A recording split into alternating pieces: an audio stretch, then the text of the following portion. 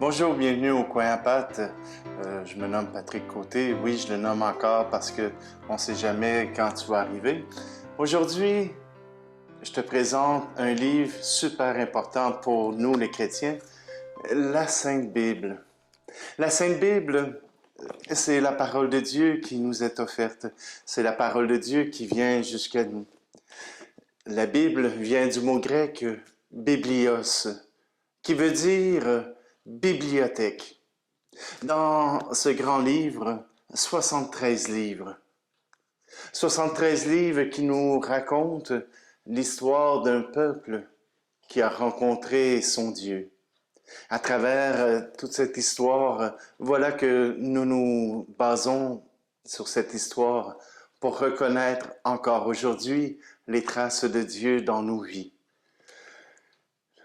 Une interprétation parfois, une interprétation qui pourrait nous apporter beaucoup de bien, et on peut ici aussi trouver une interprétation nécessaire pour partir en guerre. Mais ce n'est pas celle que je te propose. La Bible, 73 livres. Il y a des poèmes, il y a de l'histoire, il y a des livres de loi, il y a de la sagesse, et il y a aussi des biographies, et entre autres celle du Christ. À travers la Bible, nous pouvons trouver tout ce que contient le cœur humain. Je te conseille pas de lire la Bible d'un couvert à l'autre, pour la simple et bonne raison que tu vas te décourager avant le temps, avant d'arriver aux choses essentielles. Ce que je te propose cependant, c'est de pouvoir lire pour commencer, les évangiles, 4 évangiles, Matthieu, Marc, Luc et Jean. Je te raconte dans la prochaine capsule, les 4 évangélistes, comment ils ont pu écrire un livre et sans que ce soit tout à fait faux. Une dernière chose, un léger détail et quelque chose de très important. Souvent, on dit « Ah, ce sont des vieilles histoires, ça n'a plus d'importance. » Avec le temps, voilà que les transcriptions ont été mauvaises. Or, je peux t'assurer que ce que nous retrouvons dans la Bible, même si les mots sont un peu différents, est fidèle à ce qui a été écrit au temps de Jésus et après.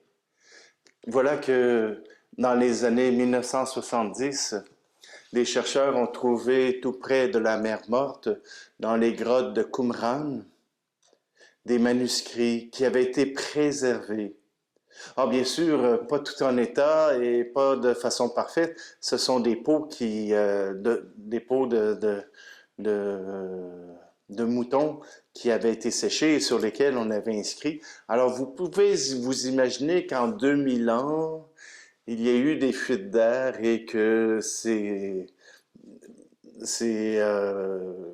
manuscrits ont pu être altérés un peu.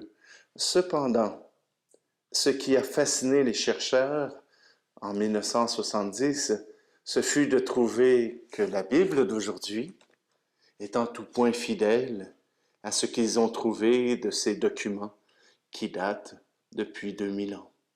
Alors aujourd'hui, cette Bible, on peut s'y fier, elle est fidèle à ce qui a été écrit à l'époque.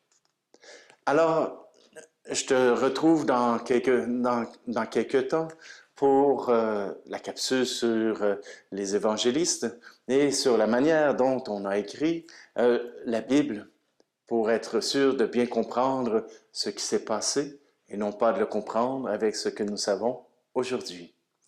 Alors, je te souhaite de revenir sur lecoinapate.org et pour avoir encore d'autres informations, la chaîne YouTube s'appelle aussi Le Coin à Pâtes. Alors, bienvenue à tous.